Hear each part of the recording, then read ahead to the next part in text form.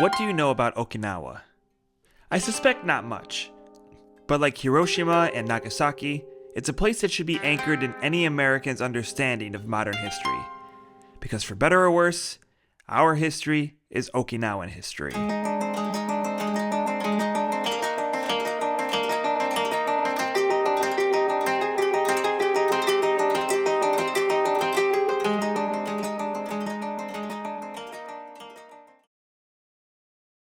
(1852). Commodore Perry set sail for Japan to force an end to their centuries-old policy of isolation and open Japanese ports to American trade using gunboat diplomacy.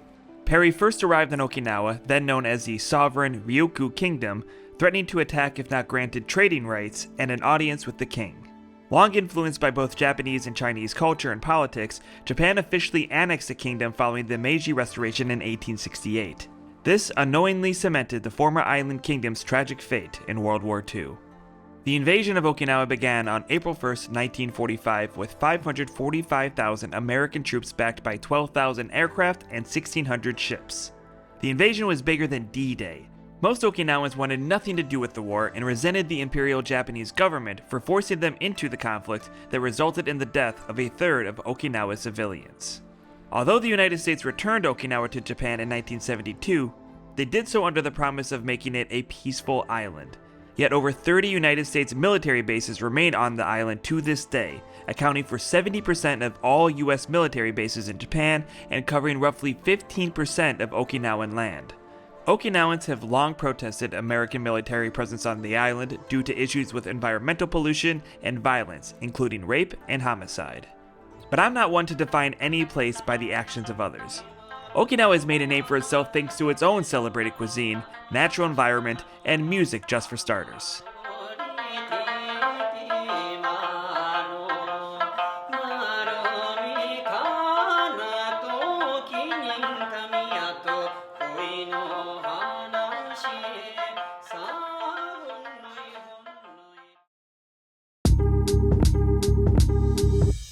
I start my visit at Shuri Castle in the capital of Naha. Shuri Castle was the seat of the throne for the Ryukyu Kingdom, and it's where the aforementioned Perry forced his way in to demand an audience with the king. A fire in 2019 destroyed the main hall, but rebuilding efforts began immediately, and a restoration is scheduled for completion in autumn of 2026. Before lunch, we stop for some mochi, a kind of sweet rice cake wrapped in shell ginger leaves. Okinawans traditionally eat it in December as part of a prayer for health and longevity.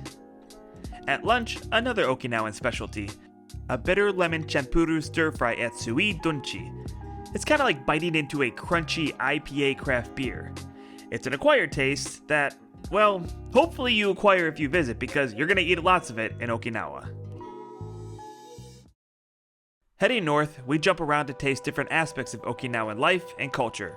Sometimes literally, like in this distilling demonstration of awamuri, essentially the alcohol of Okinawa, usually distilled from indica rice. At this limestone cave in Kintown, locals descend 30 meters into the ground to store their bottles of awamori for special occasions and to offer prayers to the dragon deity born here. But during the war, it was used by civilians as a bunker. Almost 800, 1,000 people was hiding during World War II. So Yoshida-san, my friend's father, he's about 70, almost 82 years old. He told me during World War II, his mom is hiding here. She was pregnant, the Yoshida-san. So he was born in this cave. So at the time, there is no clothes, no diaper. So all the lady or, older people, they take off their kimono to give this baby, wrap. From that kimono, Yoshida the survivor made a t-shirt that he still wears to this day. Survival stories like these are deeply ingrained in Okinawan history and are a testament to the people from this island.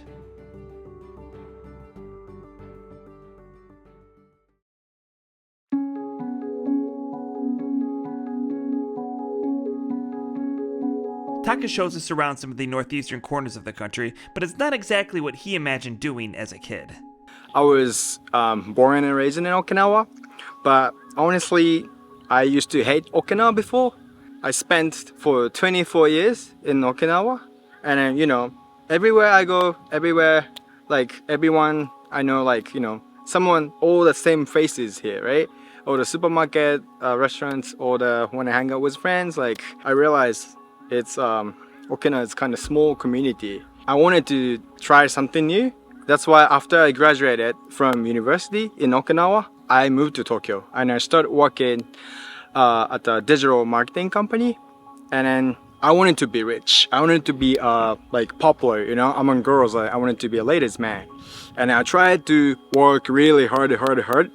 And then after like I worked for 2 years, I feel very exhausted.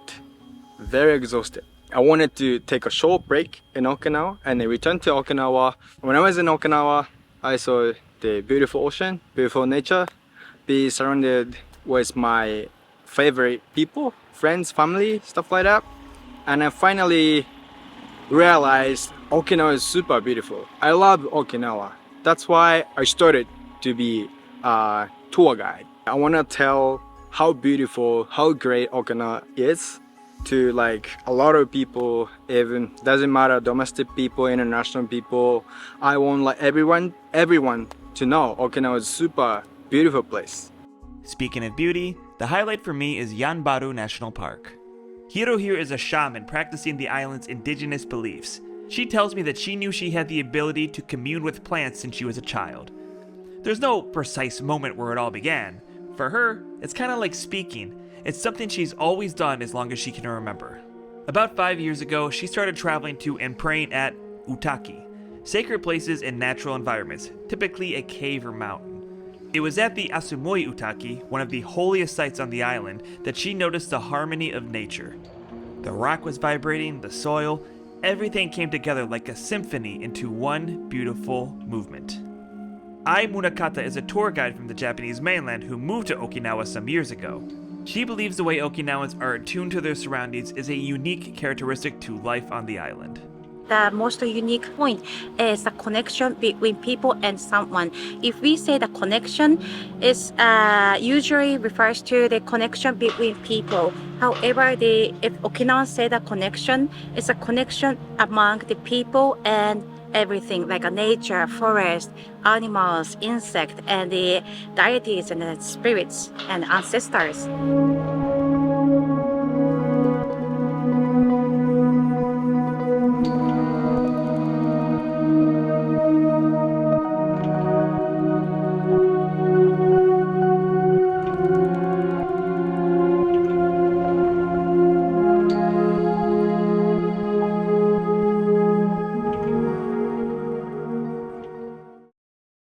If you've heard of Okinawa outside of the context of World War II and, well, the Karate Kid, then it's probably for their cuisine, which has been celebrated in recent years by Blue Zone aficionados. Okinawa, they say, has a highly unusual percentage of seniors living to 100. Locals credit their food, which is high in tofu, leafy greens, and root vegetables like sweet potato. And when meat is involved, it's minimal. Pork belly and pork broth are staples, but Chef here explains that they only use thin slices of pork belly. They're not noshing away on a gratuitous pork knuckle the size of Liver King's head, for example.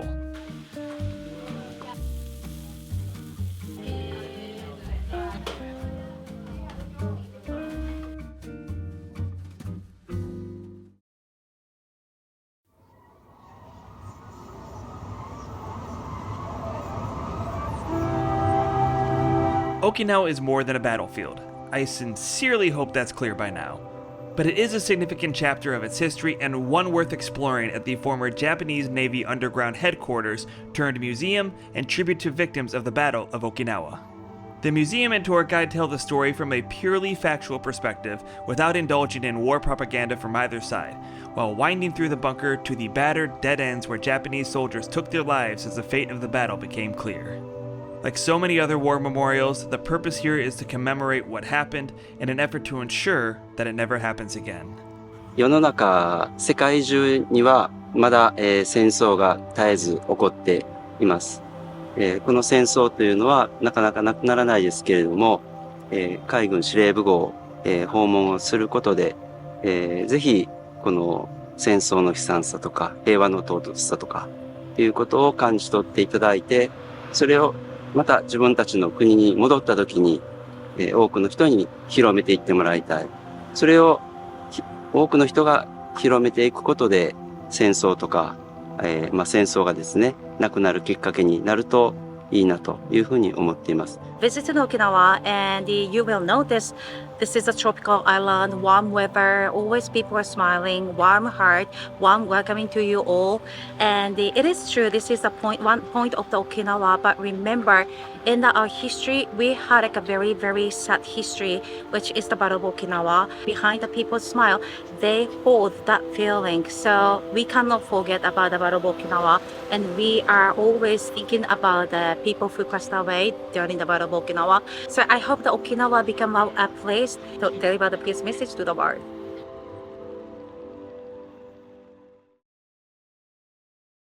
Okinawa may feel like it's on the other side of the globe, 400 miles south of the Japanese mainland, floating around somewhere in the Pacific Ocean.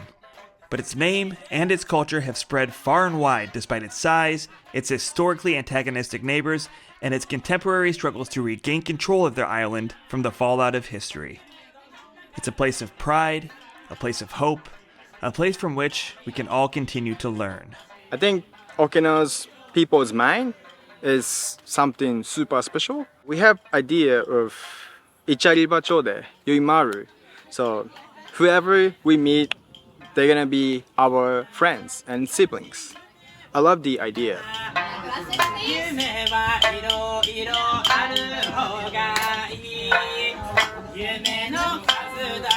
Okay, I did okay?